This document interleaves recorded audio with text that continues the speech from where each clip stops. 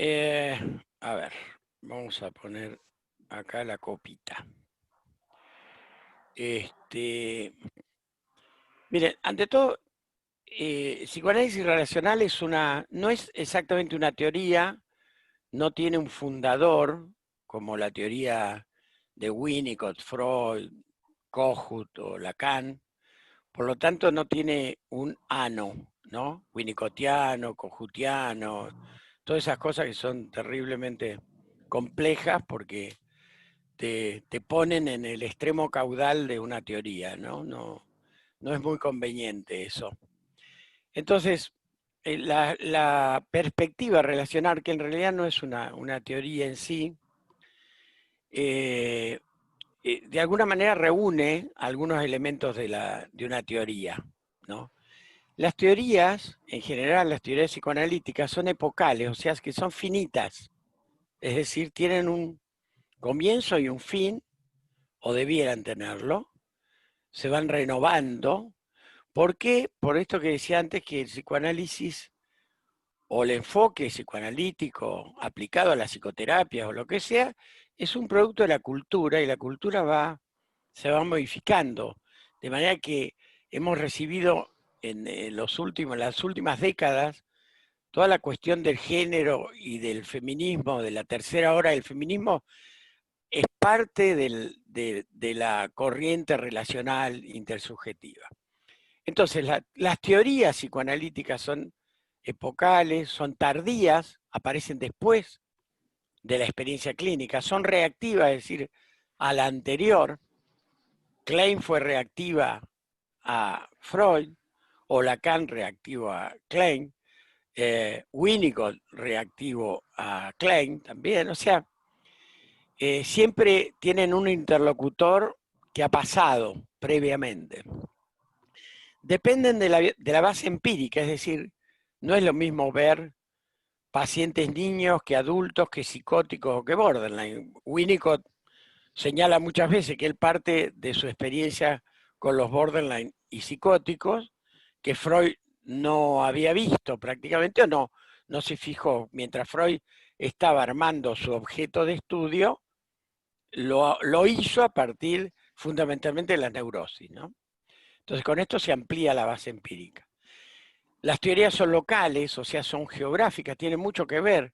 Cuando yo escribí para el diccionario de la IPA, intersubjetividad, que está gratuitamente en la página de la IPA también, Diccionario Enciclopédico Interregional, yo escribí sobre el psicoanálisis relacional latinoamericano, que tiene algo que ver con el europeo y con el americano, pero que tiene características propias, ¿no?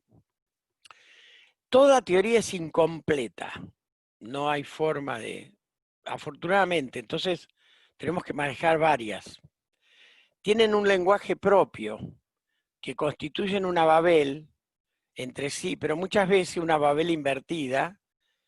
Esto significa que una palabra quiere decir cosas diferentes para distintas teorías. Por ejemplo, narcisismo para Lacan, para Klein, para Freud, para Winnicott, quiere decir cosas distintas.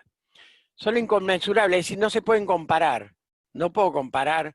Yo en el libro, por ejemplo, puse, bueno, la comparación entre Ferenc y Winnicott, Kohut, pero como un juego didáctico, pero en realidad tienen distintos objetos de estudio. Cada teoría construye su objeto de estudio, ¿sí? Entonces, no es muy comparable, ¿sí?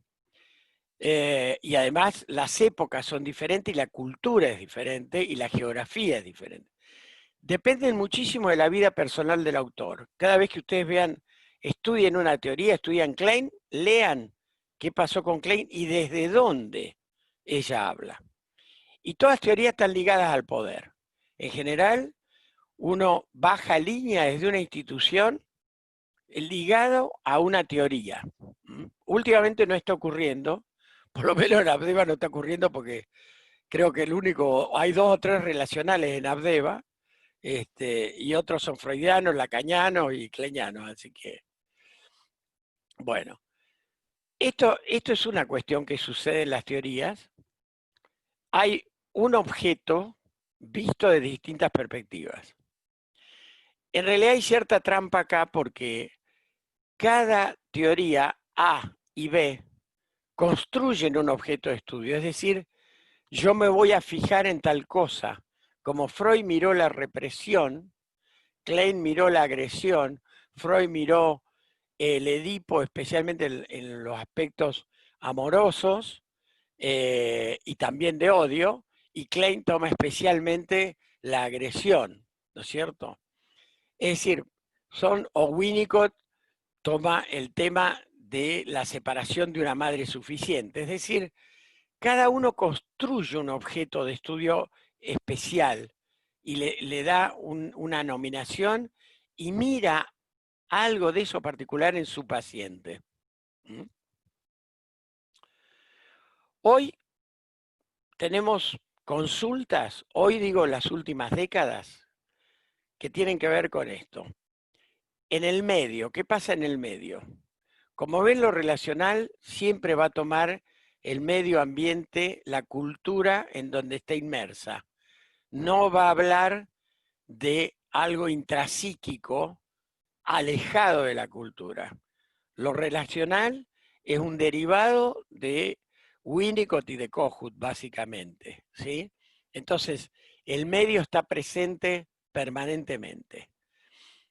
El medio implica un exceso de información. Hoy, en las últimas décadas, la búsqueda de lo inmediato y lo efímero, la falta de lazo social y de solidaridad, desapego emocional, inestabilidad en las relaciones, individualismo. Esto se da en Occidente, después de todo estamos fundamentalmente hablando de psicoanálisis. Psicoanálisis tiene que ver con la burguesía urbana, básicamente, ¿cierto? Si bien puede extenderse y hay psicoanálisis aplicado, tiene que ver con esto. De manera que de ese medio, en medio de ese medio, nacen algunas teorías que no nacieron en 1900 con las histerias de Freud, no nacieron con los niños de Klein, los niños esquizoparanoides de Klein, sino que nacen a partir de lo que se llama el giro relacional, digamos que a partir de la posguerra tardía, ¿no? Donde aparecen las patologías del vacío, del desamparo, la patología del déficit, la depresión vacía, con distintos nombres aparecen estas cuestiones, ¿no? Descriptas desde los autores, digamos desde Green, Winnicott, Kohut, Green, McDougall, ¿sí? Muchos autores argentinos en adelante. Entonces, estas patologías disociativas tienen que ver, que vemos hoy muchas, tienen que ver con la despersonalización, el pánico, el extrañamiento, las adicciones, la sensación difusa de ansiedad, la anestesia, el desinterés, la insatisfacción, es decir, rasgos que aparecen en distintos tipos de patologías de hoy, más allá del diagnóstico que hagamos, ¿no? Hoy en día, en una sociedad que era básicamente destinada al consumo, hoy en día nos encontramos con la incertidumbre que antes estaba, pero tapada por los proyectos. Voy a viajar, voy a ir, voy a hacer el año que viene, el mes que viene, cuando tenga esto, cuando me mude. Hoy está desnuda la incertidumbre. Por los proyectos estaba tapada y por el consumo. Hoy aparece desnuda. Hoy aparece la incertidumbre en todos los sentidos. Así que tenemos patologías frecuentes en todas estas cosas que les estoy contando, que puede ser más larga la lista aún, ¿no? La despersonalización, el pánico, el extrañamiento. Todos vivimos bastante extrañados y en algunos que, como dice Winnicott, no han tenido cuidados infantiles suficientes, se manifiesta como patología. Muchas veces vemos esto de la desvitalización, que es central, desvitalización. Ustedes saben que para Winnicott, para los relacionales, la vitalidad es un signo de salud. Winnicott habla de la vitalidad y la creatividad como signo de salud, ¿no? Hoy aparece desvitalización frecuentemente, desvitalización en ese tipo de depresión que no es una depresión melancólica, sino no sé qué hacer, no me interesa, no tengo ganas, no tengo deseo. Muerte en vida, lo que Winnicott llama muerte en vida. Miren, este es un chiste de Maicena, que no es ningún chiste, pero de Maitena, eh, donde esta señora rubia, con joyas, vestida muy a la moda de ese momento, esta gráfica tiene unos 10 años, un poco más quizá, le dice a esta mujer con esta expresión de sinsentido, ¿ven? Le dice, no seas ridícula, algún deseo tenés que tener. Dale, pedí un deseo. De salud, dinero, amor. No, dice esta, tener deseo. Esto es algo que hoy lo vemos. Disfrazado muchas veces. Disfrazado con alcohol, con drogas, con actividad. Pero hoy, dada que la actividad es menor, esta desvitalización es algo muy frecuente en nuestra consulta. A veces tapada por hiperquinesia, pero esto es muy frecuente. Este es Magritte, que ya en el 37, un poco antes de la Segunda Guerra, toma pinta esto, que es un bebé con cuerpo de madre, cuerpo de adulto, digamos, hoy diríamos de progenitor, no de madre, de progenitor, como dice la ley argentina, pero con cabeza de bebé, sosteniendo, ¿eh? Sosteniendo, para Winnicott es muy importante toda esta cuestión del sostén. Hay 2 o 3 expresiones en inglés que hablan de esto, que es sostener, metafórica y realmente, a esa madre con cuerpo de bebé. Es decir, los niños sabios de Ferenczi o el sobreadaptado de Winnicott. Esto es un chico que lo vemos mucho en los años 30, 40, 50, 60, padres nuestros, de nuestra sociedad. ¿Sí? Muy bien. Si vamos a una de las bases del pensamiento relacional es Winnicott. Simplemente planteo estas 4 cuestiones que son como centrales en Winnicott y que toma el pensamiento relacional. El bebé no existe, quiere decir que no hay un bebé sin progenitor y no hay progenitor sin bebé. Winnicott dice madre porque es un autor, esto lo dice en el 54, así que antes de las cuestiones de género, ¿sí? Y antes de las cuestiones de el matrimonio del mismo género, etcétera, etcétera, la posibilidad de adopción, las familias homoparentales, las familias monoparentales, etcétera, etcétera. Entonces, el bebé no existe sin progenitor. Otra cosa interesante de Winnicott es esto que no lo dice él, sino que lo toma del analista de Bion, de Rickman, y dice, la locura es muy interesante cómo lo define. Es la incapacidad de encontrar a alguien que nos aguante. El tipo no habla de delirio y alucinación, que es obvio. Está bien, delirio, alucinación, la locura, ok, en psiquiatría. Él plantea que la locura es la incapacidad de encontrar a alguien que nos aguante. Si encontramos a alguien que nos aguante, la locura disminuye. Fíjense lo que pasa cuando un paciente entra a suma o o se interna o le ponemos acompañantes terapéuticos, la locura baja cuando alguien aguanta. Esto es muy importante. Un pastor, Winnicott era protestante, cambió 2 veces de religión, era protestante, decía de distintas ramas, digamos. Un pastor le pregunta, dígame, cuando alguien viene y se confiesa, yo no sé si lo mando a rezar o lo mando a terapia. Sí, ¿cuándo distingo a alguien que necesita terapia de alguien que no? Winnicott le dio una respuesta muy sencilla que es, si lo aburre, mándelo a terapia. ¿Por qué si lo aburre? Por la desvitalización. ¿Mm? Y en otro momento que se le pregunta cuál es la diferencia entre psicoterapia y psicoanálisis, cosa que hoy ya está fuera de lugar, porque el psicoanálisis se considera una psicoterapia y no pasa por cuestiones técnicas la diferencia. La psicoterapia es más focalizada, pero no tiene mayor importancia hoy eso. Él dice, mire, a mí no me importa tanto la diferencia entre psicoterapia y psicoanálisis, lo que sí me importa es que el psicoterapeuta se analice. Este referente es muy importante también. Ustedes saben que Winnicott se ocupa de describir la madre suficientemente buena, que en realidad hay que sacarle el buena, porque si es suficiente no es ni excesiva ni deficitaria.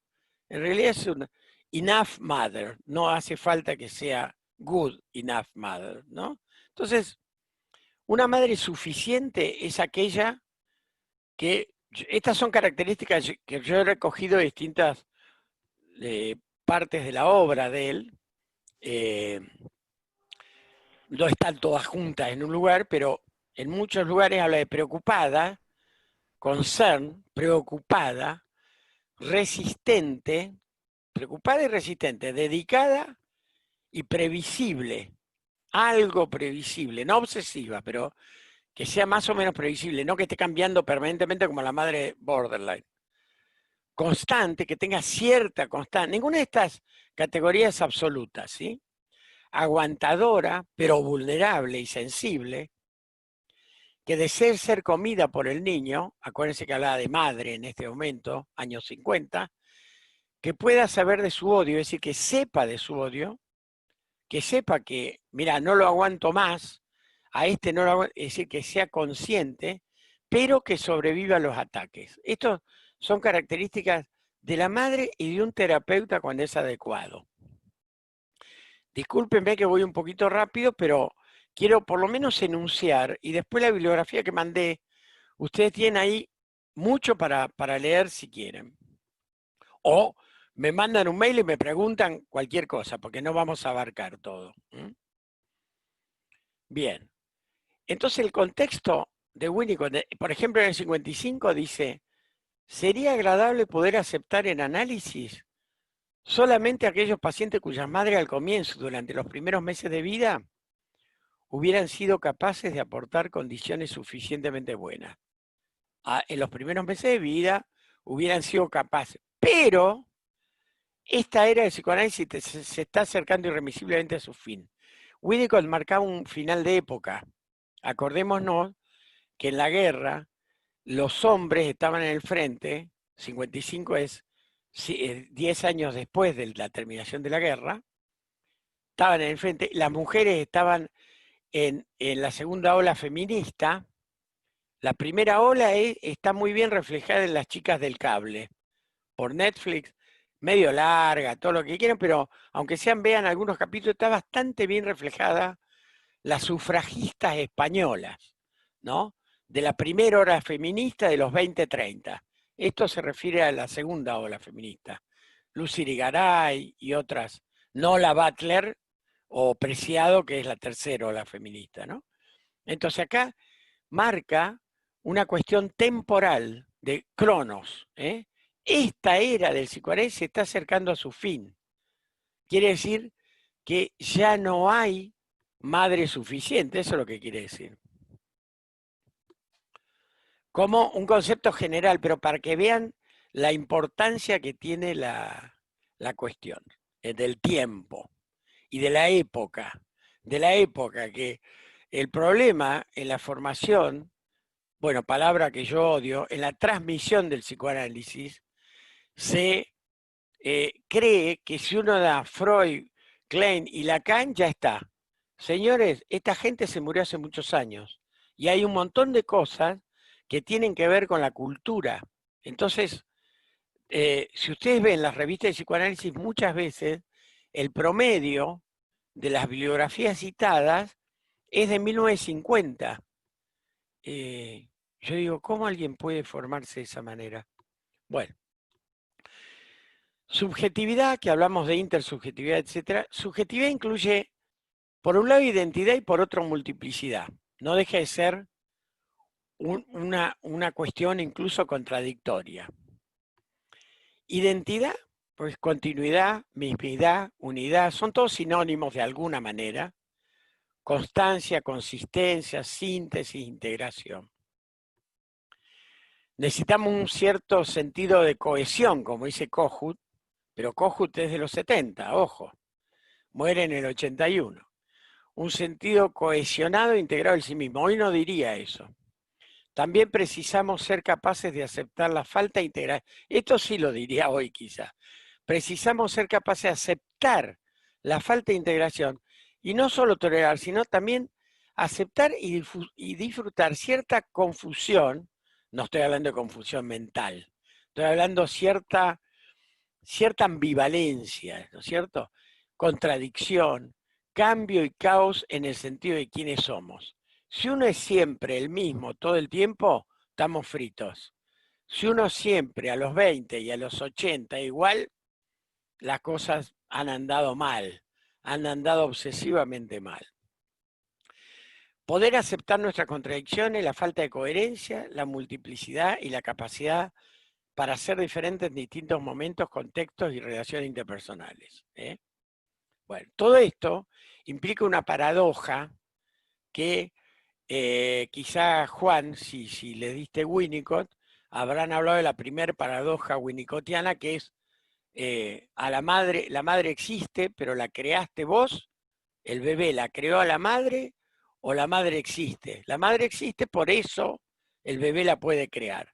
Si la madre no existe, el bebé no tiene forma de crearla. Entonces, basado en esa paradoja es el problema de la identidad y la multiplicidad. Es una paradoja, ¿sí? Con la que nos tenemos que enfrentar. Fíjense las diferencias que hay entre 80 años atrás o 100 años atrás, modernidad, positivismo, romanticismo, posmodernidad, hermenéutica, constructivismo, es decir, toda la filosofía empieza a cambiar en lo que se llama el giro hermenéutico o el giro relacional. Se pasa del foco del deseo freudiano, el deseo típico freudiano que es infantil, edípico, inmortal, ¿cierto? Las características del deseo freudiano, infantil, inmortal y sexual, se pasa a tomar foco en la necesidad. Yo estoy hablando desde lo relacional, por supuesto no hablo de Lacan, ¿no? Ni de Green. Esto habla de la necesidad, como si no tenemos necesidades básicas adecuadas, no aparecerá el deseo, como en lo que dice Maitena. Se pasa de una estructura familiar centrípeta a una estructura familiar centrífuga en todos estos años. De la casa vienesa de 1900, donde Freud comía con sus pacientes y los pacientes entraban, lo recibía Ana, tomaban el té, muchas veces y se reunían 4 veces por día para cenar y almorzar y el té y todo eso en la familia, a veces con algún paciente. Hoy tenemos la familia centrífuga típica del edificio que no sabemos quién vive arriba y quién vive abajo. Bueno, todo lo que es el progreso de los 1900 hasta la Segunda Guerra Mundial y el fin de la historia, la inmediatez y lo efímero como característica de la época actual. La diferencia entre lo verdadero y lo verosímil, todo el asunto de la fake news acá, las ciencias duras versus las ciencias sociales que empiezan a predominar, y el cambio en las ciencias duras, que no me quiero meter en eso, pero también ha habido cambios importantes. Los actores del desarrollo subjetivo de ayer y hoy son diferentes. Ayer teníamos la familia en primer lugar, como influyente en la subjetividad. En segundo lugar, la escuela. En tercer lugar, el barrio. Esto es algo que yo estimo que es así. Después voy a ver si puedo terminar un poquito antes para escucharlos y charlar un poco. Hace 40 años, lo más importante era la familia, después la escuela, después el barrio, después los pares. Hoy, lo más importante en la crianza de un chiquito es, querramos o no, la tecnología, internet, los mitos urbanos. Segundo, identificaciones y performaciones, lo que la sociedad quiere que yo sea. Tercero, la familia, que la familia puede ser monoparental, ensamblada, homoafectiva, etc. Y después los pares. Los pares los podemos poner incluso antes de la familia. Todo esto es una impresión que tengo yo basada en ciertas cuestiones de sociología, por los pacientes que veo y por lo que recibo de comentarios, ¿no? Entonces, también quiero enfatizar que se ha pasado del trauma a lo que se llama situación traumática. De esto hablaba Ferenczi en 1930, pero como era húngaro, pobre, y veía prostitutas, y estaba en el loquero, no le daban bola. Recién hace 10 años empezamos a rescatar a Ferenczi. Se hablaba mucho de la explicación. ¿Qué es la explicación? La interpretación. Hoy se habla más de la comprensión, empatía, Einfühlung, comprensión. Del Edipo, bueno, de la histeria al border. El personaje está medio mal expuesto esto, como verán, soy un principiante en cuestiones de PowerPoint. La histeria, que era tan central, hoy centralmente es el border, quien más nos preocupa. Border es una forma de decir de paciente primitivo. El Edipo versus el narciso de hoy. La genitalidad versus el self.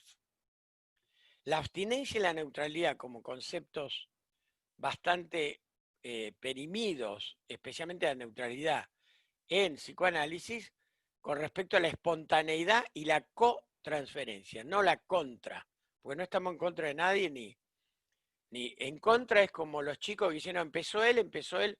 No, cuando hay una relación de dos, hay transferencias recíprocas. Eso se llama cotransferencia o transferencia recíproca. No hace falta poner contra, porque da una idea de que el paciente empiece y yo sigo. Y puede no ser así perfectamente.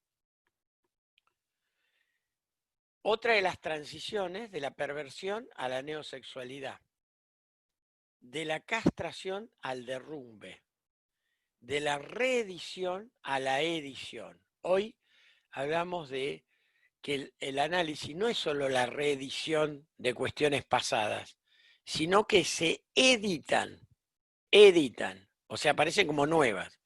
En la relación con el analista, como en una relación de pareja nueva, si ustedes han tenido alguna experiencia de pareja que han tenido después otra pareja, uno va cambiando y va adquiriendo nuevas modalidades, especialmente en todo lo que es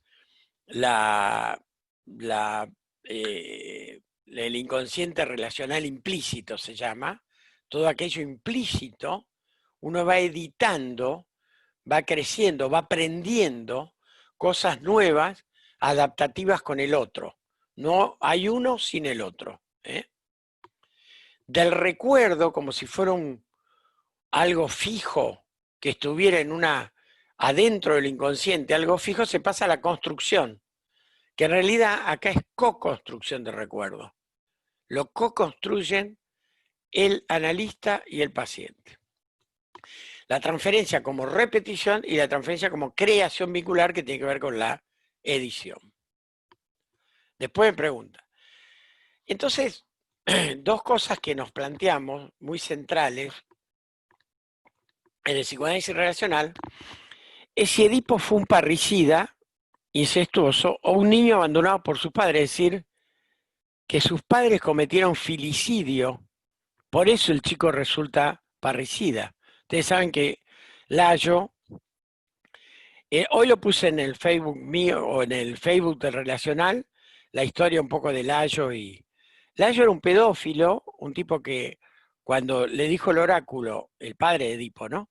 Cuando el oráculo le dijo que iba a tener un hijo que lo iba a matar, se lo quiso sacar encima, la repudió a la mujer, a Yocasta, y Yocasta siguió con su embarazo, tuvo el hijo, Layo se lo sacó, le clavó unas fíbulas, unos huesos en los pies y lo dejó, según el mito, algunos dicen colgado, otros dicen lo abandonó en un campo, lo recogió un pastor, o sea, Edipo fue muy maltratado. Por eso, yo lo digo así muy rápido, pero traten de entender la idea. Por eso, esa fue la causa por la cual mata a su padre. Freud empieza empieza el psicoanálisis de alguna manera, o empieza el mito de Edipo en el Carrefour, en el encuentro de caminos donde Layo no puede pasar y Edipo lo mata, porque hay una disputa y lo mata. Edipo ahí tiene 15 años. ¿Qué le pasó los 15 años anteriores? Fue maltratado. Lo mismo que el mito de Narciso. Nosotros lo que hacemos es replantear estos mitos. Narciso no estaba enamorado de sí mismo. Narciso fue en búsqueda de otro que lo refleje. Fue en búsqueda de alteridad. La alteridad puede dar enfermedad o salud. Es decir, Narciso fue porque estaba solo y necesitaba un reflejo, un feedback, algo de alguien. Este es el replanteo que hacemos nosotros del mito de Narciso. Entonces, el modelo relacional, ya entrando más en esto, Juan, ¿hasta qué hora tenemos hoy? El horario es hasta las 19:30 y ahí acaba la actividad. Si querés podemos terminar un poquito antes para preguntas. No, 19:30 ya la pasamos. 20:30 digo. Ah, 20:30. Bueno, ok, Sí. ok. Tenemos casi una hora. Entonces, sí, voy a terminar un poco antes porque lo que me interesa es el diálogo, porque esto es bastante novedoso en general y genera cierto impacto y uno tarda. Yo hace 15 años que estoy leyendo relacional y tengo grupos de estudio y demás. Uno tarda mucho tiempo en deconstruir aquello que nos han enseñado. Cuando uno terminó de entender el complejo de Edipo, el complejo de castración y qué sé yo, resulta que pateamos el tablero. Lamento, pero es un poco eso lo que me pasó en mi propia historia. Yo fui freudiano, fui kleyano, qué sé yo, hasta que uno cambia cuando una teoría o algunas formas de ver que uno maneja no es válido para atender a un paciente, cuando no nos alcanza. Entonces empieza a leer, así empecé yo a leer Winnicott. Cuando una paciente me decía, me decía, sí, me hablaba por teléfono, no había WhatsApp en ese momento a la 1 de la mañana, y yo supervisaba con alguien que me decía, la paciente quiere irrumpir en su escena primaria. Y yo decía, pero no me parece eso. Yo la veo como una pobre mujer desesperada. Bueno, como yo no podía entender cómo era lo de la irrupción en la escena primaria, que es un concepto bien kleiniano, empecé a leer a Winnicott, cambié de supervisor y me di cuenta que era una mujer totalmente desprotegida que había que construirle un holding. Empecé a proceder así y ahí fui cambiando y empecé a leer a Winnicott que me abrió la cabeza. Lo mismo me pasó pasando de Winnicott al psicoanálisis relacional con otro paciente. Uno, déjense llevar por lo que vean en su clínica y vayan incorporando las teorías que les sirvan, cualquiera sea, pero nunca hay que ser fanático y hay que saber que van a cambiar. Entonces, el modelo relacional tiene que ver con esto. La repetición, porque a veces se repiten las cosas, no buscan el placer, lo que decía Ferben, 1940, o sea, la libido no es buscadora de placer, es buscadora de objetos. Hoy diría Ferben, la libido no es buscadora de placer, es buscadora de personas, de otros, como Narciso, ¿no? Entonces, muchas veces se repite no para buscar placer, ni tampoco por el instinto de muerte, no. Estas teorías, lo mismo que Winnicott y Kohut, descartan a la muerte como instinto. Sí, hablan de derrumbe, de no tener deseo, etcétera, pero eso no es instinto de muerte. ¿Mm? La muerte como pulsión es algo inconcebible en todas las especies humanas e inhumanas. Entonces, no busca el placer, sino la necesidad de preservar la continuidad, sobrevivir, que es lo que estamos haciendo ahora bastante, ¿no? Sobrevivir. Busca las conexiones y familiaridad del propio mundo personal. Preservar un sentido duradero de uno mismo asociado a una matriz con otras personas.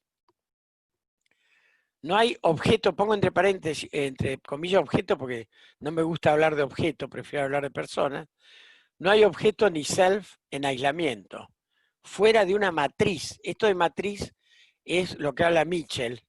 Mitchell en 1980 empieza a trabajar sobre este concepto relacional. Fue uno de los fundadores. Mitchell, Jay Greenberg y Lewis Aron fueron los que fundaron esta teoría relacional, pero hoy somos, no sé, 200 personas que estamos pensando y construyendo esta perspectiva, no es una teoría, está el apego dentro, está las teorías de Mahler, Bleichmar, Hugo Bleichmar, etc. ¿no? Ahí está, mirá. Hugo Bleichmar, por ejemplo, propone 4 orígenes generadores de patología. Hugo Bleichmar, es decir, estamos hablando de 1970, 80 acá. Ustedes saben que para Freud hay un solo motor de lo psíquico que es el deseo. Hay un solo motor de lo psíquico que es el deseo. Bleichmar dice, hay varios motivos de patología. Una, el conflicto, que se basa en el deseo, digamos, lo más clásico freudiano, por eso. Pero otra que resulta del déficit. Cuando His Majesty the Baby, como dice Freud, no existió. Porque la madre desapareció, se murió, se fue, se separó, se deprimió. Entonces acá, cuando falta alguien, un progenitor que se ocupe de cuidar al bebé, esto que dijimos de la madre suficiente. Cuando el objeto no aportó, déficit. Otra patología deriva de traumas, cuando el objeto persiguió, aterrorizó, culpabilizó, controló. Por eso, fíjense el problema de la fantasía, cuando Freud decía, bueno, las histéricas me mienten y son fantasías, hoy el valor que se le da al trauma real, ¿no? Hoy va una mujer a denunciar que fue abusada o un chico a decir que fue abusado y puede encontrar 2 respuestas. Si encuentra una respuesta saludable, los progenitores del chico abusado le creen, si es que no son los mismos abusadores como suele ser. Pero si no le creen, dice Ferenczi, ahí se produce el trauma. El trauma no es tanto ser violado, sino cuando el chico va y dice, papá, el tío me está tocando, y el papá dice, no, te parece, no es nada, el tío es un buen tipo. Eso es lo traumático. Cuando lo desacreditan, ahí aparece lo traumático. Bueno, cuarta forma de patologizarse es por inscripción patológica originaria. Esto es una simple cosa, por lo performativo, lo identificativo, que tiene que ver con que si yo tengo 2 padres fóbicos, seguro que voy a ser fóbico. No hace falta todo el trámite de Juanito, de que le tengo miedo a mi padre, voy a inconsciente, desplazamiento y condensación, y después miedo al caballo. Es fantástica esa ecuación, pero esa ecuación muchas veces se transmite simplemente porque los 2 padres son fóbicos o obsesivos, y se transmite por identificación patológica originaria. ¿Entienden? Bueno. ¿Por qué se construye un objeto persecutorio? Esto está basado en Bowlby. Primero porque uno puede estar expuesto en la infancia a situaciones de peligro potencial.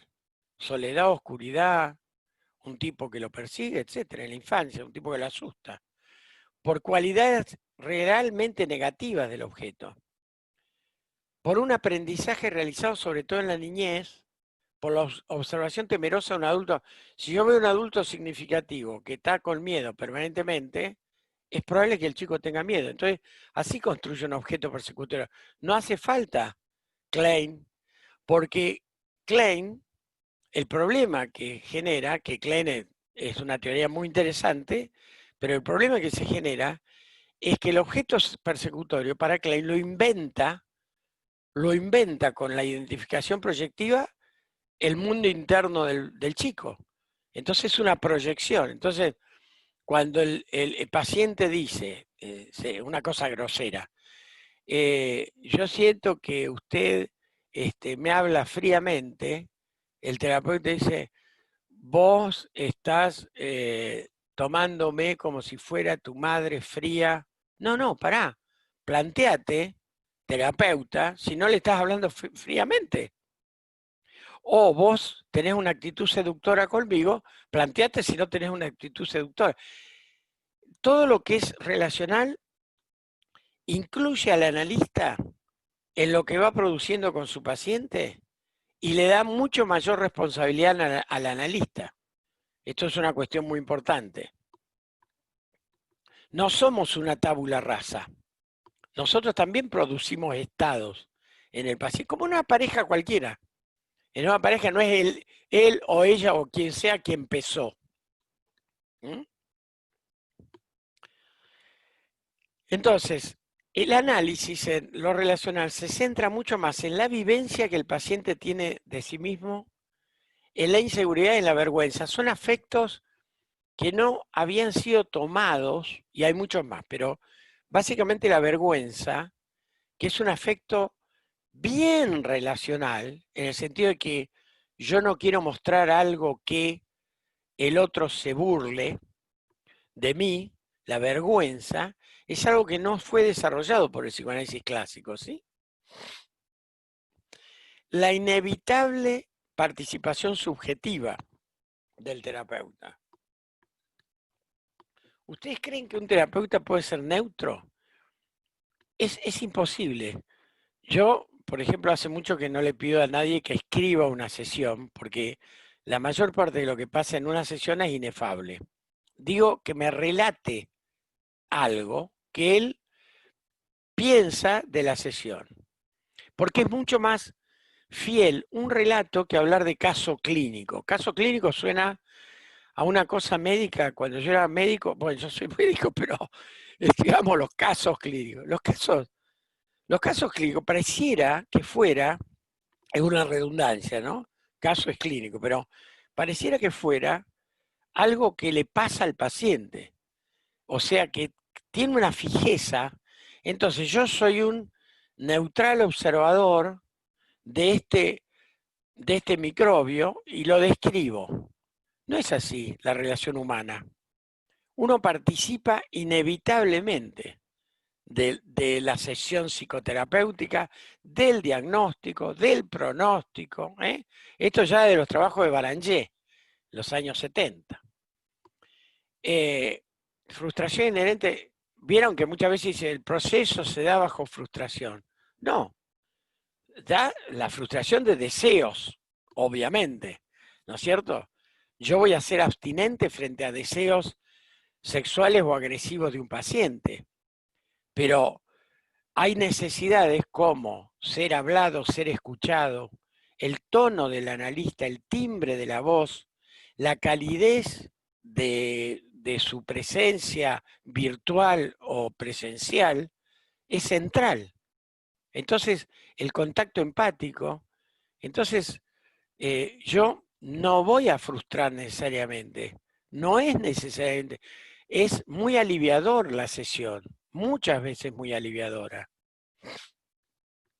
La resistencia al análisis, a veces, como Freud la plantea, por deseos inadmisibles, muchas veces tiene que ver por miedo o por no ser comprendido por el analista. Muchas veces el paciente dice, no, yo no quiero ir. ¿Por qué no querés ir? Porque el tipo no me entiende. Hay que escucharlo. Una característica del psicoanálisis relacional es que escucha al paciente y toma lo que el psicoanálisis clásico se llama manifiesto. Miren, lo manifiesto es muy complejo, porque si uno dice, a ver, soñé anoche con mi madre que me venía a buscar al colegio, yo era chico, entonces el terapeuta clásico podría responderle, en realidad, empieza así, en realidad usted soñó con que su madre, que soy yo, le iba a dar una mano. Esto es descalificar lo manifiesto del paciente. Esto es descalificar. Entonces el paciente dice, en realidad lo que yo digo es una boludez. Claro, en realidad lo que él me quiere decir es la verdad. Entonces uno se posesiona en la verdad y lo deja al paciente, en vez de plantearle cómo le plantea esto un terapeuta relacional. Le dice, bueno, ¿Cómo podemos ver ese sueño? ¿Desde qué perspectivas podemos ver? ¿Cómo es esta mamá? Es decir, le da un lugar al paciente y no usa el poder de la interpretación. La violencia de la interpretación de Piero Lañé, etcétera. Hay muchos que han trabajado en este tema, ¿no? La necesidad de contacto empático es fundamental. Uno comprende por empatía, no comprende por el discurso. Bueno, estoy oponiéndome a Lacan acá. Ustedes tomen de cada teoría lo que les sirva para su clínica. Bien. Entonces, lo central de lo relacional es que no acepta el determinismo ni lo universal, ¿sí?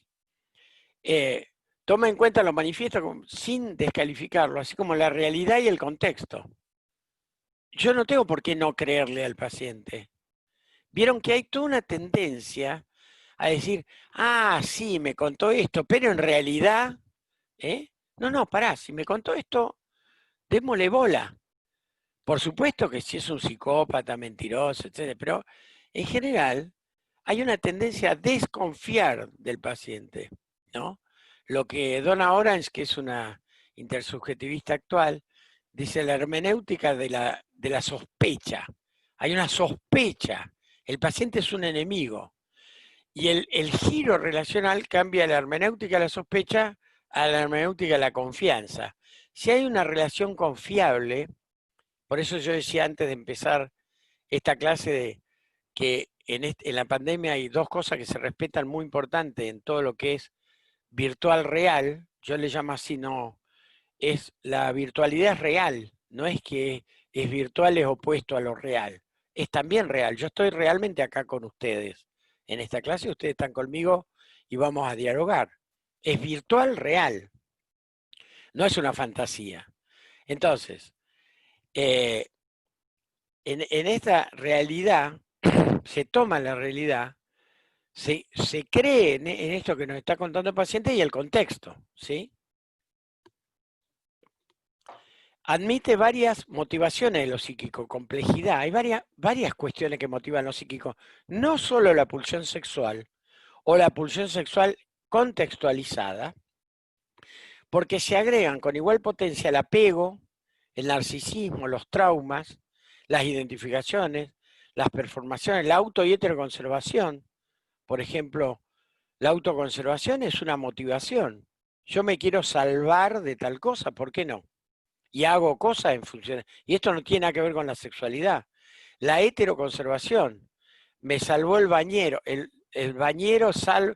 Es decir, la heteroconservación, la conservación a otro por mi narcisismo, porque me viene bien el otro, porque me cuida, porque tengo deseos de salvarlo, pero que no tiene que ver con la pulsión sexual, ¿sí? La motivación básicamente es el otro.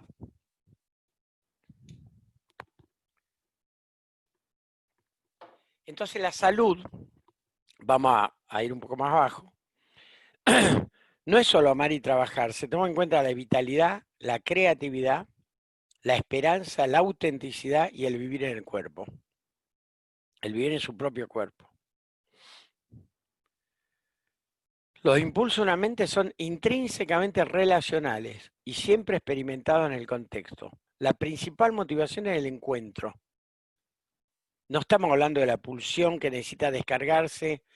La pulsión en lo clásico freudiano necesita descargarse adecuadamente, o se sublima o se reprime. No hay mucho más, vicisitudes de la pulsión.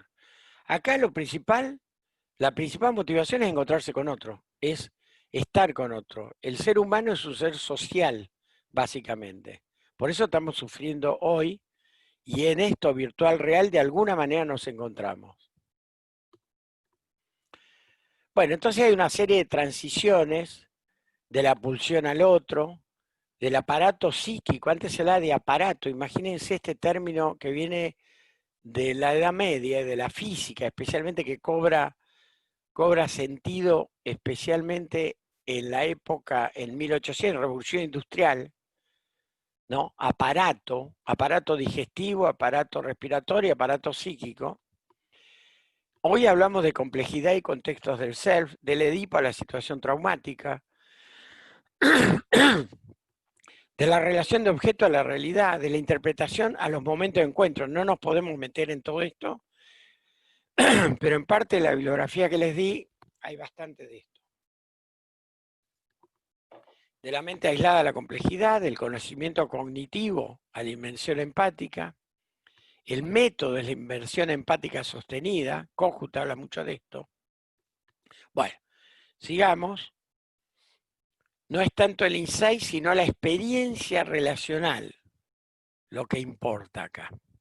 Primero la vivencia y la experiencia en la relación. Bien, a ver si podemos seguir un poquito más. Vamos a seguir. Bueno, esta es una definición que yo uso de psicoanálisis. Yo una cosa que les aconsejo, a mí me sirve, me es útil para ver dónde estoy. Para mí, el psicoanálisis es un ideal de conocimiento, pero tiene una finalidad terapéutica. Esto es una definición que yo uso, que voy cambiando, aumentando. Para mí, yo digo, ¿qué es lo que yo hago? ¿No? Más allá de cualquier teoría, ¿qué es lo que yo hago? Implica un modo asimétrico de relacionarse con un paciente en una intimidad que haga posible nuevas experiencias, a partir de un diálogo. Puse mayéutico, socrático, digamos, un diálogo con preguntas, de un diálogo con el paciente. Se genera en este encuentro una realidad ficcional, narrativa transferencial, es decir, es una ficción, ¿sí? Donde a veces yo soy como el padre del paciente, a veces mi hijo. Es una ficción que se juega entre los dos. Es un juego, como diría Winnicott. El problema es que hay pacientes que no saben jugar. No deja de ser una ficción, pero una ficción con poder, ¿eh? Narrativa, en el sentido de que uno puede narrar algo, uno puede narrar una sesión, no es un caso clínico, decía. Se crean personajes, el enactment tiene que ver con esto, con esta creación de personajes, donde uno es uno y otro es otro. Requiere de compromiso, autenticidad y espontaneidad. Yo no hablo de neutralidad, hablo de compromiso, autenticidad y espontaneidad. Relacionarse es la base en la que transcurre el informar. Uno informa con señalamientos e interpretaciones, ¿sí? Corporal y lo preverbal queda del lado de relacionarse, y entre los dos se va estableciendo un encuadre que siempre a medida y que garantiza un marco ético de seguridad. Un encuadre siempre es a medida. Ese marco, que es necesario, un marco, para que pueda tener lugar la repetición en transferencia y la edición de nuevas experiencias auténticas y espontáneas. Se intenta entonces un acercamiento íntimo con el paciente, resonando afectivamente con él, para que los dos podamos cuestionar la narrativa del paciente de nuestro diálogo, a pesar de la resistencia de ambos. No es solo el paciente que tiene resistencia. Hace poco quería dar de alta, digamos, en el término clásico. Bueno, voy a salir de acá porque me cansé de lo... Después viene todo lo que es déficit y conflicto, la diferencia, pero yo prefiero charlar en esta última media hora, a ver si hay algo. ¿Ven? Entre estos dos, analista y paciente, se crea algo nuevo, algo distinto a lo que dice el analista y lo que dice el paciente. Se crea algo diferente, sale de este producto, es diferente. Juan, dejo de compartir. Muy bien, te Y tenemos. charlemos un poco, porque es muy complejo esto y suscita distintos tipos de reacciones. Esto es un enfoque que me cuesta mucho, especialmente en la gente más grande como yo. Ustedes por ahí más jóvenes lo tienen con mayor facilidad, Pero cuesta mucho asimilar estas cuestiones porque patea el tablero, para decirlo en un lenguaje medio vulgar, de muchas cuestiones. Como lo hizo Ferenczi, Ferenczi no tuvo suerte por muchas razones, porque era húngaro, porque era pobre, qué sé yo. Freud tuvo un poco más de suerte a pesar de que tuvo que ponerse rígido para consolidar, como él dice, el movimiento psicoanalítico, y Winnicott, ya siendo presidente de la Británica, pudo desarrollar su psicoanálisis, y todo esto viene después post-Winnicott, a partir con aportes del feminismo, del postestructuralismo, ¿no? Del constructivismo, de Butler, de Preciado, de Deleuze, en fin, hay una serie de filósofos, de Bakhtin, de Austin es como hacer acciones con palabras, ¿no? Las palabras son acciones también. Bueno, yo les contaba que tenía un paciente que en un momento, después de 4 o 5 años, le dije, mire, yo creo que podemos ir dejando, y que soy un tipo grande, un 60, ya podemos ir dejando, la próxima nos vemos en 15 días, no hace falta. Ahora, ¿cómo lo ve? ¿Qué le parece? Y el tipo me dice, no sé, lo voy a pensar. Salió bastante confundido y tuvo un accidente al salir volcó con el auto. Por suerte no me pasó nada, pero a la vuelta, cuando nos vimos, me llamó y nos vimos antes de lo que correspondía. Me dice, ¿sabe qué pasó? Yo no puedo concebir irme así. Y bueno, lo que pasa es que usted está mejor, qué sé yo. No, no, pero yo no me voy. Este es mi lugar. Este es un lugar donde yo puedo compartir con usted una serie de cosas que no puedo compartir con otros. Bueno, ahora sí está, ya se fue el paciente, ¿no? Es un problema eso, pero él rescataba algo que era importante y me dijo, bueno, no puedo compartir ni con mi mujer, ni con mi amante, ni con mi socio, ni con mis hijos, bueno, etcétera, etcétera. Bueno, me voy a callar un poco la boca y escucho lo que tengan para decir. Bueno, Carlos, gracias por la exposición. En principio nos vamos a manejar diferente de cómo nos manejamos la vez anterior. El que quiera hacer una pregunta o comentario, levanta la manito en la aplicación o si no por el chat dice quiero hablar y cedo el micrófono, ¿sí?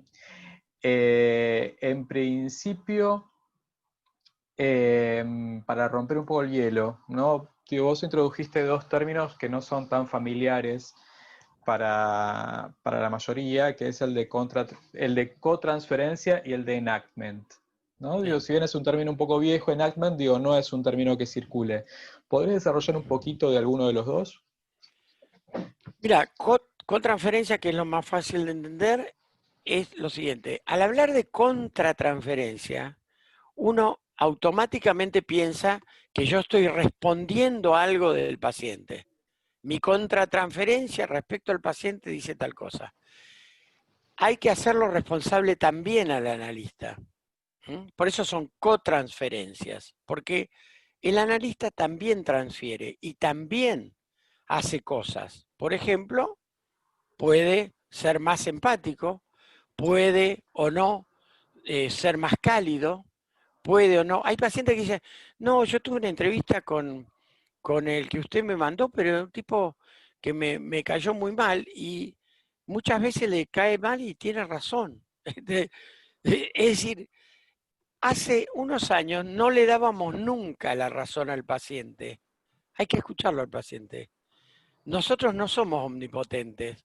Este tipo de teorías baja la omnipotencia y dice, nosotros también podemos maltratar, también podemos seducir, también podemos no comprender, y eso puede dar lugar a una reacción del paciente. El paciente reacciona a nosotros. Podemos estar mal, nos puede doler la cabeza, podemos estar de mal humor, y esto tiene que ver, porque si no, siempre decimos, el paciente vive la cosa como que, pará, ¿y el analista qué puso ahí? Nada. Es como en la pareja, no, no, vos tenés la culpa, que si empezamos a discutir así, él empezó, no, él empezó, no, él empezó, no, él empezó, como los hermanos, ¿no? En realidad, los dos empezamos el encuentro. Enactment tiene que ver con algo que sucede. Es complejo el término porque, digamos, tiene que ver con promulgación, es un término jurídico, que viene con ejercer un rol. Muchas veces nosotros, cuando hablamos de enactment, muchas veces no hablamos de transferencia, por ejemplo, porque lo que se da son roles que se juegan en el análisis donde yo soy el hijo y él es el padre, y jugamos ese rol en general sin darnos cuenta. En general son matrices inconscientes que hacen que juguemos de determinada manera. Uno aprende cuando es niño, bebé, y después niño, a cómo relacionarse para ser querido, cómo relacionarse para ser escuchado, y se va moldando a eso, ¿sí? Eso forma lo que Bleichman habla de inconsciente original, es decir, de algo que no ha sido reprimido, no necesariamente es disociado, es simplemente lo inconsciente que implica ir adaptándose al medio que le tocó vivir. Es eso. Y en el adulto, o en el niño, digamos, en el análisis, lo que uno ve son como actuaciones de eso, cómo relacionarnos, cómo mirarnos. En muchos gestos corporales aparece enactment, cómo saludamos, eh, cómo se nos llegan a los ojos de lágrimas, es decir, ese tipo de cosas que entre paréntesis muchas se ven en la pantalla. El otro día estaba leyendo un artículo de alguien que no aceptaba el análisis a distancia y decía la fría pantalla. A mí no me parece para nada fría.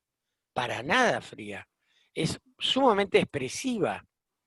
El otro día me pesqué, no me había dado cuenta, con un paciente que estaba triste, me pesqué así yo, acercándome como necesitando, y hacemos un montón de gestos y actos. Todo esto tiene que ver con el enactment. Hay desarrollos que buscalo en, en la página de IPA, diccionario que está en castellano, Sí. donde yo escribí sobre intersubjetividad.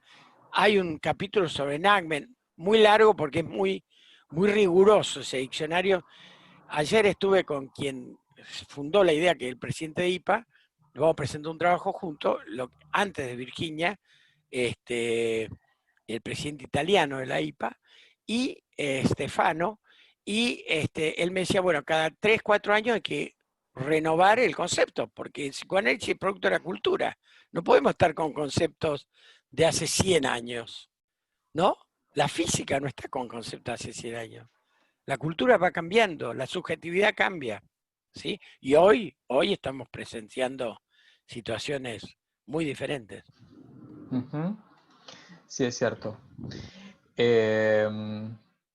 Hay una pregunta de Patricia Rubín. ¿Cómo se piensa desde el psicoanálisis relacional la intersubjetividad en pacientes esquizofrénicos? Bueno, como en cualquier otro paciente, es decir, el problema del diagnóstico y de la gravedad no depende, la gravedad de un paciente no depende de un diagnóstico, primer punto. Depende de quién lo soporte. Por eso lo de Winnicott, ¿no? Loco es que es aquel que no puede encontrar quien lo soporte. La esquizofrenia a mí no me dice gran cosa. Me decía que era una enfermedad crónica que tiende a repetirse por los brotes, etcétera, etcétera. Hoy hay distintas versiones y uno ha tenido distintas experiencias con esquizofrénicos, donde si uno arma un buen equipo con la familia o con acompañantes o el terapeuta lo acompaña, la esquizofrenia baja, no hace falta que se vuelva loco el paciente. Entonces, yo defino la gravedad no desde el diagnóstico, sino desde el encuentro. Si hay un buen encuentro, la gravedad disminuye. Si hay un mal encuentro con un paciente neurótico, tenemos un borderline. Muchas veces. Ustedes vieron que a veces a uno le mandan un paciente y dice, no, es un paciente borderline. Uno lo ve, lo ve bien, porque ese día tiene ganas, y dice, para mí no es borderline, es un paciente neurótico, no. Bueno, eso tiene que ver con que si hay un buen encuentro, el paciente no se bordeliza. Si el medio que acompaña, ustedes deben tener experiencia en Suma, en el hospital de día, donde por supuesto que cuando la gravedad y el medio que lo ha acompañado a ese paciente es terriblemente nocivo, bueno, después de 30 años anda a cambiar algo. Es decir, es como estructural, ¿no es cierto?, la cuestión. Es como una creencia absoluta y está metido en un medio que no la acompaña. Es estructural. Pero en muchos pacientes uno puede ver cómo con un analista o con un terapeuta, con acompañante, etcétera, eficaz, no necesita volverse loco. Eso tiene que ver con muchas teorías, la teoría de Pillon-Rivière, el portavoz, todo este tipo de cuestiones. Pillon es uno de los primeros intersubjetivistas latinoamericanos, por ejemplo, ¿no? Que no se lo lee, y es un tipo muy interesante. Sí. Me quedaba pensando en esto que comentabas recién, ¿no? Digo que es cierto que muchas veces los pacientes llegan antes del consultorio, llegan antes al consultorio por su fama, ¿no? Que por otra cosa, y que parece que el clima o que el pronóstico un poco cambia cuando hay una disponibilidad, pensándolo desde Winnicott, diferente a la que hubo en su momento y que generó esa fama, ¿no? Digo, cómo la Sí, señor. disponibilidad un poco arma un escenario distinto. Claro, claro, cómo la disponibilidad arma otro diagnóstico. Ujú. Cómo la disponibilidad puede generar, porque ahí está la participación del medio y del terapeuta. Si nosotros creemos que todo depende del aparato psíquico, digamos, y nos centramos en cualquiera de las teorías, Freud o Lacan o Klein, por ejemplo, o algún post-kleiniano. Los post-kleinianos fueron mucho más inteligentes, no más inteligentes, sino que fueron mucho más, se ocuparon mucho más del medio, Meltzer, por ejemplo, o Bion, o Monekir. Bueno, estos tipos ya no hablan tanto del psiquismo y de lo interno y lo externo. Hablan de un psiquismo en el entorno, muchos de ellos, ¿no? Meltzer, por ejemplo, esto tiene una trascendencia enorme en la cuestión de la transmisión del psicoanálisis.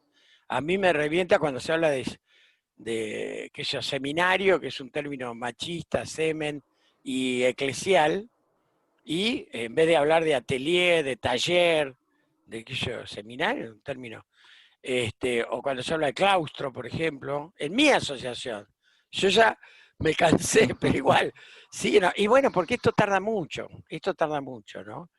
Este, y bueno, digamos, estos autores, el medio tiene muchísimo que ver. Por eso hablábamos de la madre suficiente, es decir, un bebé no existe, dice Winnicott. ¿Por qué dice eso? Y porque no hay un bebé solo, ¿no? Freud, cuando habla de His Majesty a Baby, nos hace pensar, porque la burguesía de la cual nace el psicoanálisis y se destina al psicoanálisis, muchos babies eran His Majesty. ¿Eh? Hoy sabemos que muchos babies no son His Majesty. ¿Sí? A ver. Ahí hay algo Eh, en el chat que no lo alcanzo a leer, pero. sí. A ver, Mariel Fernández, te invito a que nos cuentes un poco tu pregunta, ¿sí? Hola, ¿qué tal? ¿Qué Buenas tal? ¿Cómo noches. estás?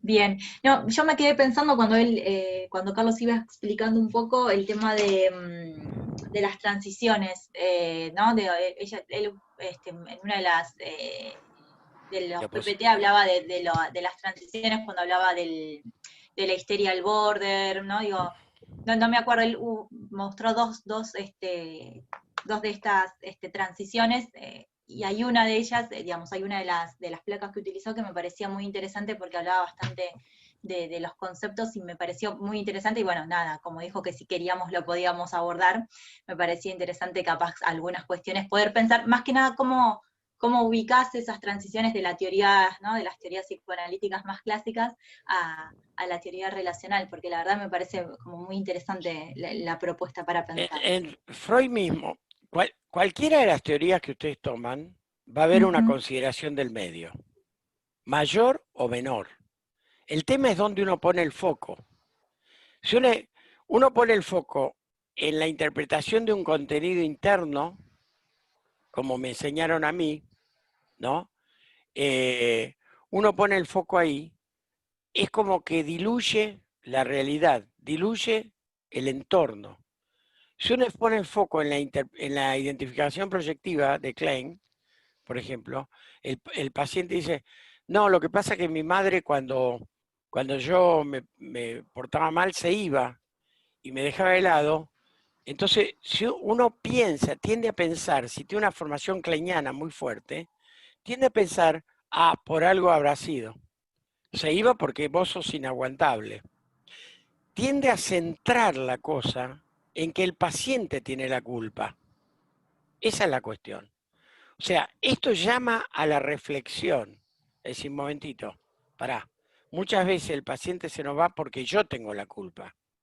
No es que Freud desconoció al otro, pero fíjense que Freud se basa especialmente en la pulsión y el otro es accesorio.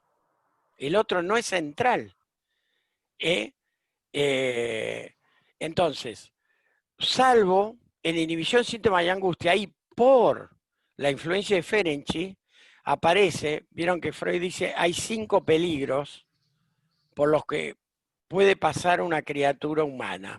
5 peligros traumáticos, traumatógenos, ¿no? Uno es el trauma del nacimiento. Otro es la pérdida de la madre como objeto de la necesidad. Segundo peligro. Tercer peligro, la castración, dice Freud. Cuarto peligro, la caída en la falta de amor de los padres. Y el quinto peligro, la falta de amor del superyo, lo que le pasa al melancólico. En el segundo peligro es donde Freud empieza, ahí hay un viraje mucho más grande que en el del 20, el de más allá, en inhibición, síntoma y angustia, en el 26. Bueno, ahí se había muerto la hija. Cada vez que vean ustedes, la nieta se había muerto, cada vez que ustedes vean un autor, tengan a mano una biografía, porque tiene muchísimo que ver lo que me está pasando con lo que veo. Y no puede dejar de ser de otra manera. No puede dejar de ser de otra manera. Winnicott se ocupó mucho de los bebés, etcétera, porque además de ser pediatra, se ocupó de los chicos dejados por sus padres en la guerra, el padre en el frente y la madre manejando un tranvía. Entonces, se ocupó de llevar los chicos de Londres al campo. Eso es lo que yo llamo base empírica, y eso es la base de una construcción teórica. Freud, cuando dice la pérdida de la madre como objeto, ahí está hablando de la necesidad que él no toma en cuenta, porque a Freud, con toda razón de la época victoriana, le importaba qué pasaba con el deseo, no con la necesidad. Y con la burguesía vienesa, que era su base de sustentación.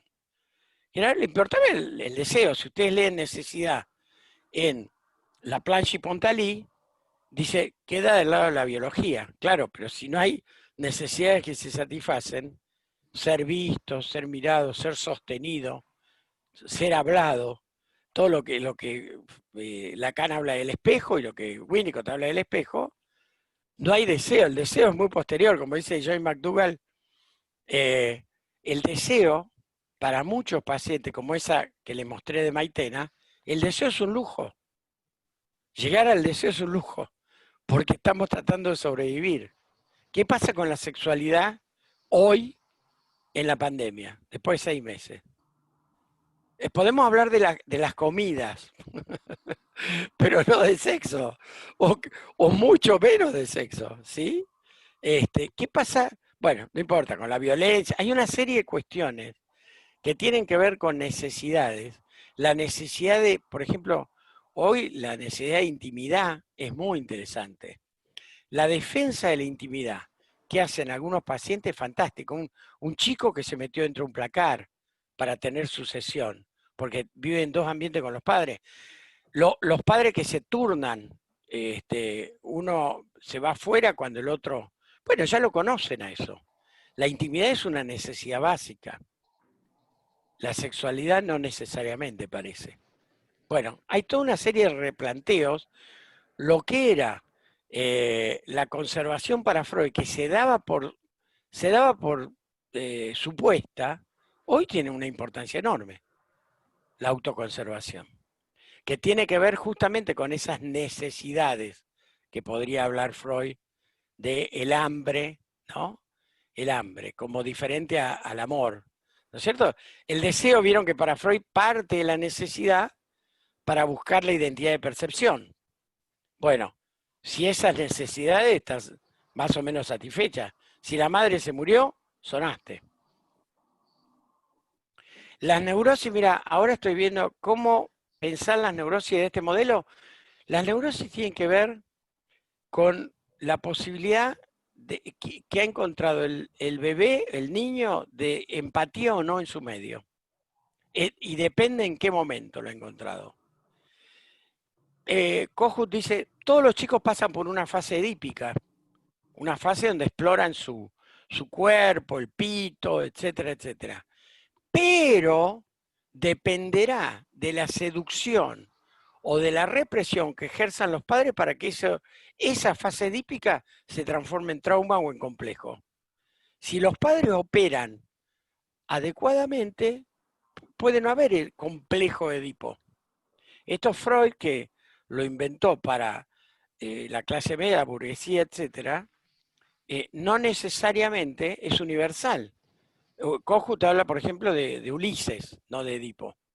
Ulises, el tipo que se quiso quedar en Ítaca, en la isla, cuidando a su hijo, no rivalizando con su hijo. Y se hizo el loco y se lo llevaron igual. Lean el mito de Ulises y lean, en todo caso, una cosa que no sé si lo vi en la bibliografía, que es de Kohut, el último libro, Cómo cura el análisis.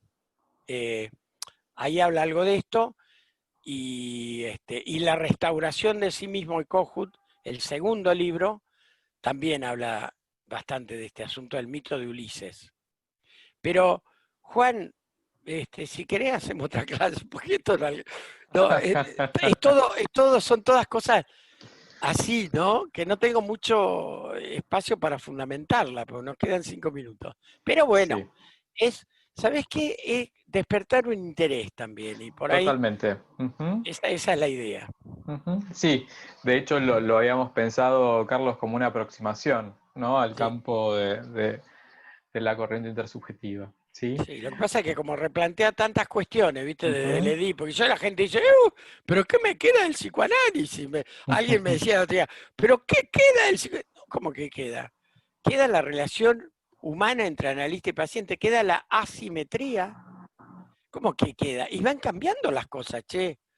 Es como si pensara, ¿y qué queda del Forte? Y bueno, van cambiando las cosas, ¿no? La cultura va cambiando, las parejas van cambiando.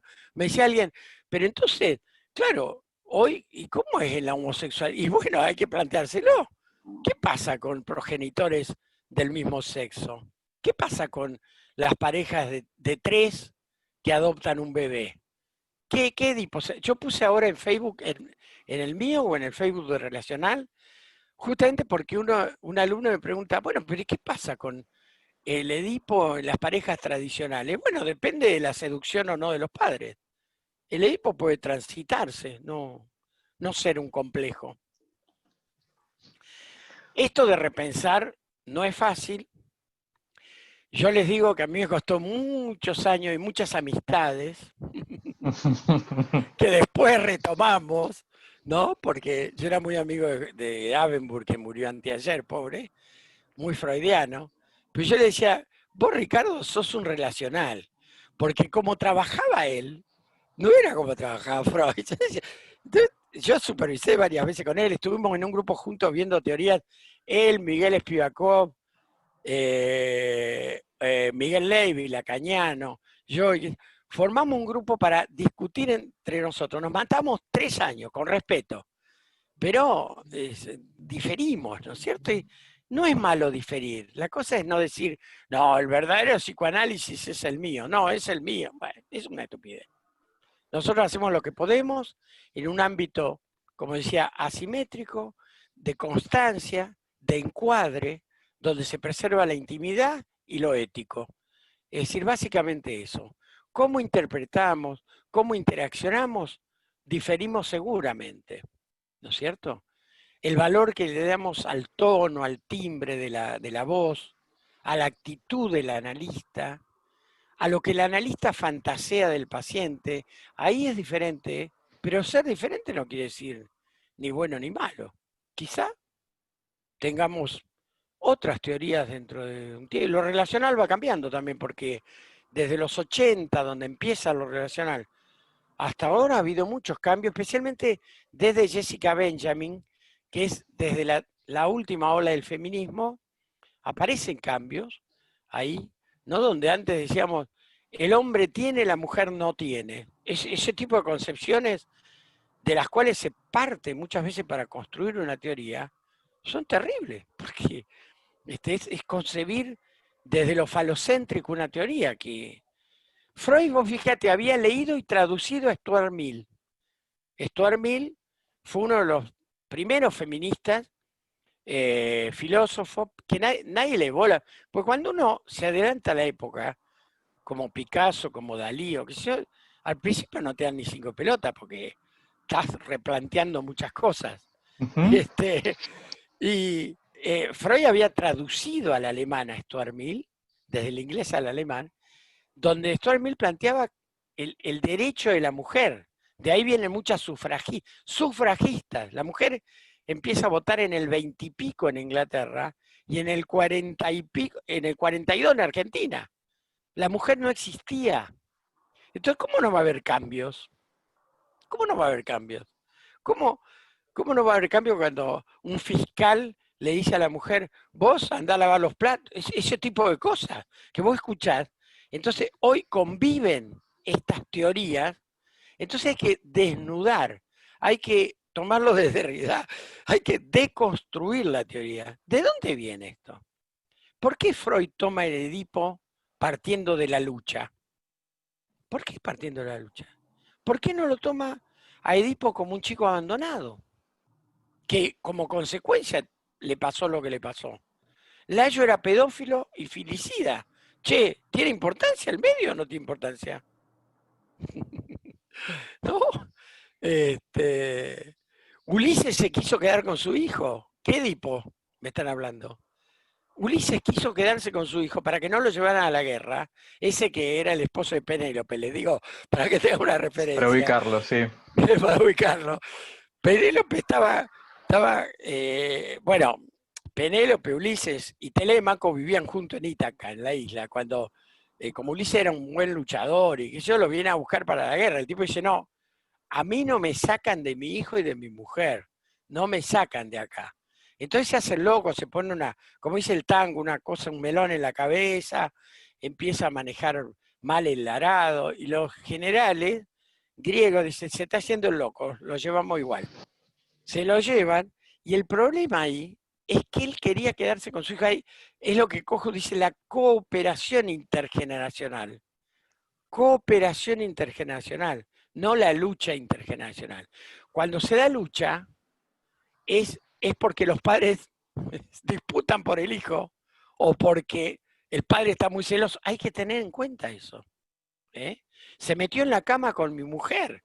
Bueno, todas esas cosas que las familias no te cuentan o te da cuentan, bueno, los padres sufren y actúan ahí y generan también. Por eso la responsabilidad se pone en el adulto, en el terapeuta, ¿no? Sí. Bueno, Carlos, un placer, como siempre, escucharte. Sí, digo, tu claridad, tu labia, ¿no? Digo, esto de ir... Mi viejo quería que sea abogado, ¿viste? Al final terminé siendo abogado, mirá. Y también tu calidez, ¿no? Y tu buena predisposición para salir a estos encuentros es algo muy valorado y que también están valorando todos los que participan de este espacio. ¿Sí? Espero que les sirva. Cualquier cosa yo estoy a tu disposición y encantado de difundir esto como un pensamiento novedoso y actual. Así que me alegro mucho que sirva y hasta pronto, porque esto esto no termina acá. Nos estamos viendo, Carlos. Bueno, Chao, chao, chicos, Carlos. hasta pronto. Chao.